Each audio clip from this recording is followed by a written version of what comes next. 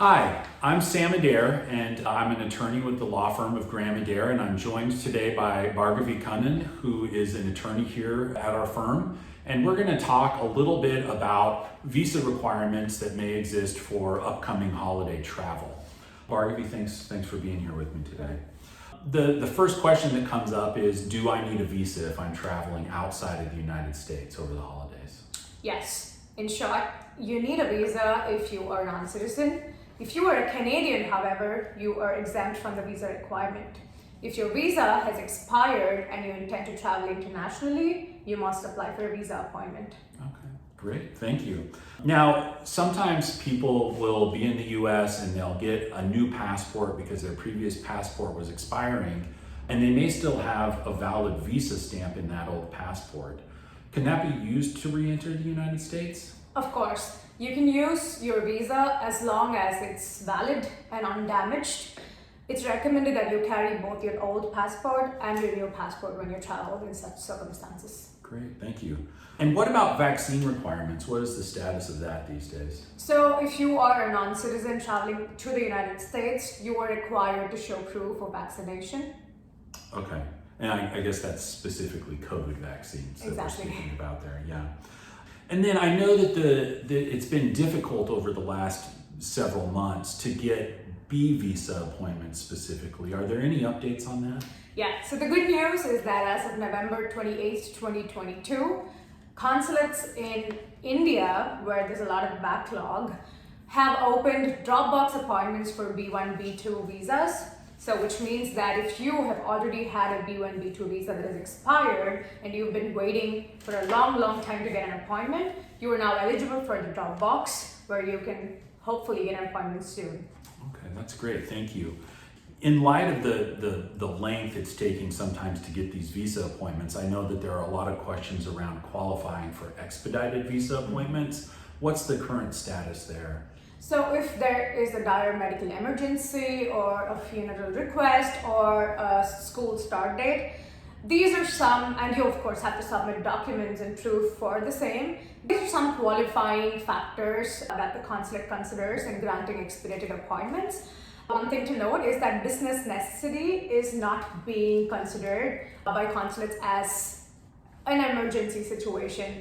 So I would recommend you to contact an immigration attorney to see if you have a viable case for an expedited appointment. Okay, great, thank you. Once somebody does have an appointment, generally what are some of the documents that they would need to carry with them to that appointment? Yeah, this is a very frequently and a very commonly asked question. It is recommended that you look at the website of your particular consulate to know what documents are needed, but the most common documents that are uniform throughout are the DS-160 confirmation, the appointment confirmation letter, the latest I-797 approval notice of yours, your passport, your employment verification letter from your employer, and photographs as per the required specifications. Great, thank you. I guess one last question on that then is, if I'm traveling and I have dependent family members with me, are they going to need to have their own individual visa appointments at the consulate? No, your dependents do not need separate visa appointments. They can accompany you to the consulate for the appointment. However, you have to pay a separate fee for each dependent. The fee is called the MRV fee for each dependent to be eligible to get a visa. Okay, great, thank you. Once somebody has their appointment or they have their Dropbox, they'll take their documents to the consulate, they'll have an interview or not.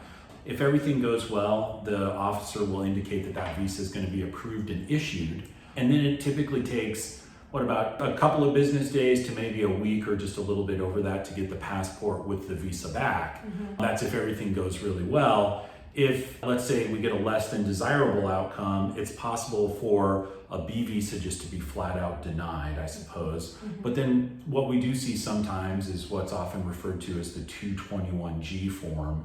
Can you talk a little bit to that? What to expect if you get that 221G? Sure.